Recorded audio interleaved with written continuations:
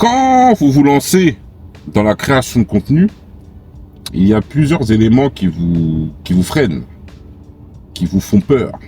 Mais il faut quand même pouvoir dépasser ces différents éléments que je vais vous énoncer juste après. Il faut quand même pouvoir dépasser cela pour se lancer. Parce que beaucoup de personnes, énormément de personnes, aimeraient se lancer dans la création de contenu, présenter leur passion, présenter leur amour pour les chats, peu importe. Énormément de personnes aimeraient se lancer. Mais toutes ces personnes qui aimeraient se lancer et qui ne se lancent pas ont peur de ces différents éléments. Et parmi ces éléments, je vais vous énoncer quelques éléments. Il y en a beaucoup, mais je vais quand même en prendre 2, 3, 4, on verra déjà avec ça. Vous verrez, c'est déjà pas mal.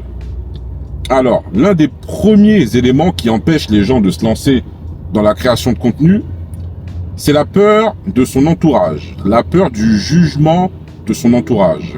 Que ce soit l'entourage amical, l'entourage familial ou l'entourage professionnel.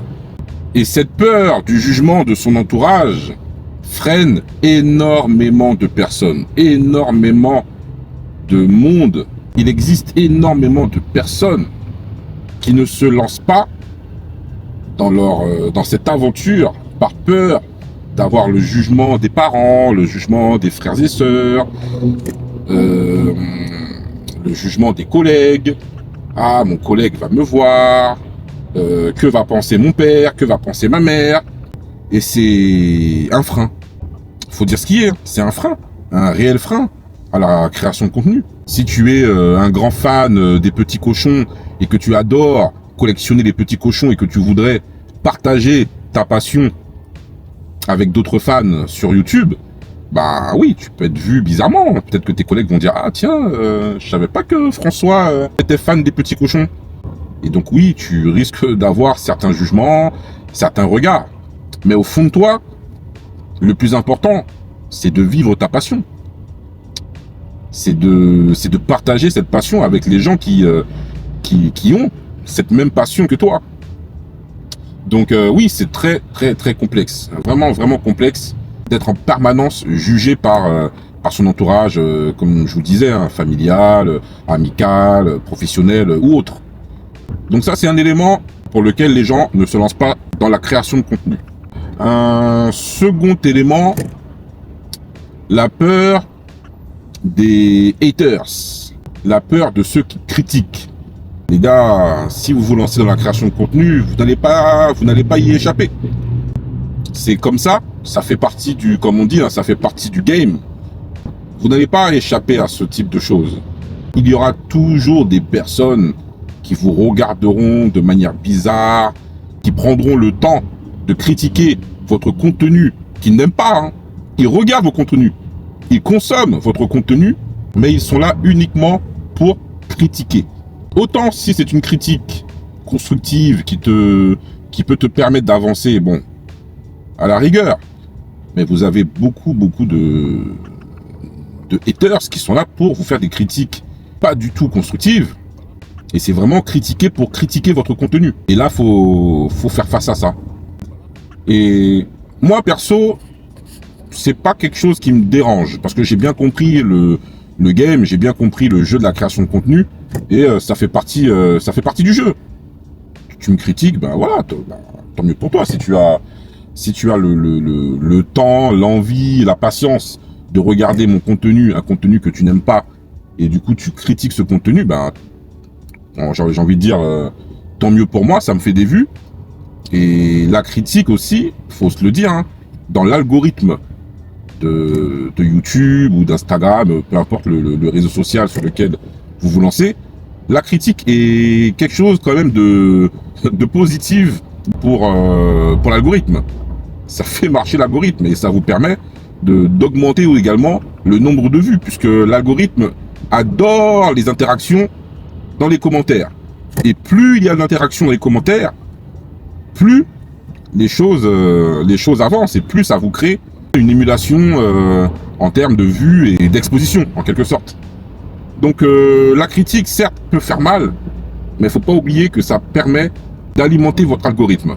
Ensuite, il y a un troisième élément, et je vais m'arrêter, je pense à là. Je ferai peut-être d'autres vidéos sur ce sujet, mais il y a un troisième élément, c'est ceux qui vont se trouver des excuses en disant qu'ils n'ont pas suffisamment de matériel, qu'ils attendent d'avoir de l'argent pour pouvoir se lancer en tant que créateur de contenu. Voilà, c'est des gens qui vont trouver tout un tas d'excuses en termes de matériel. Je peux pas faire ça avec mon téléphone portable, etc.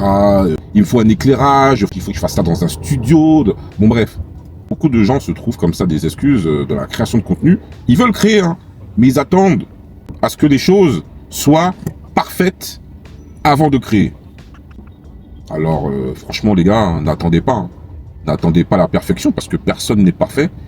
Et la magie de la création de contenu, c'est que tu as beau avoir le dernier cri en termes de matériel, vidéo, photo, audio, si ton contenu n'est pas apprécié, ça va pas péter, hein. Ça va pas du tout se développer, hein. C'est une réalité, les gars. Faut pas croire hein, que parce que tu as investi le matériel de dingue, de ouf, que ça y est, tu vas faire du contenu de malade. Hein.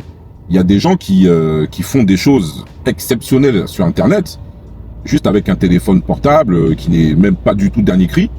Un téléphone portable, ils se mettent, ils se posent dans leur chambre, dans leur salon et ils apportent énormément de valeur à leur audience.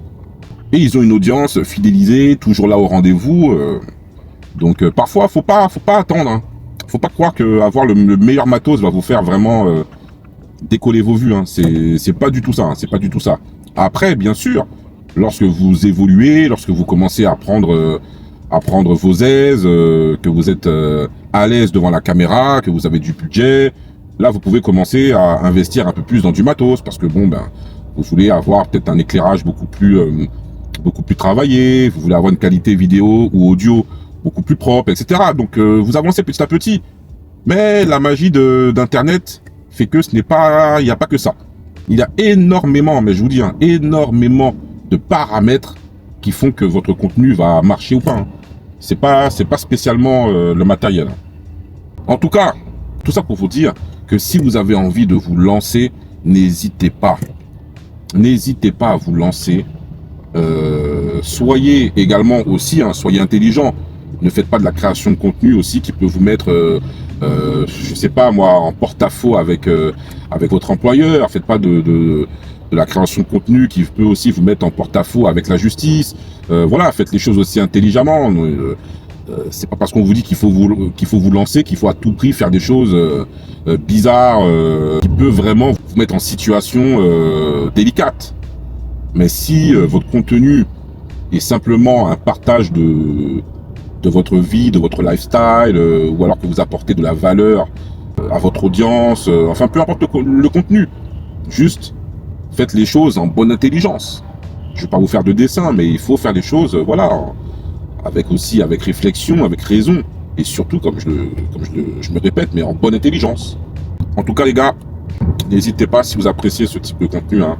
N'hésitez pas à me balancer un pouce. On se rejoint en commentaire. N'hésitez pas également à partager les différents éléments qui, pour vous, poussent les gens à ne pas se lancer. Allez, on se rejoint en commentaire, les gars. Peace.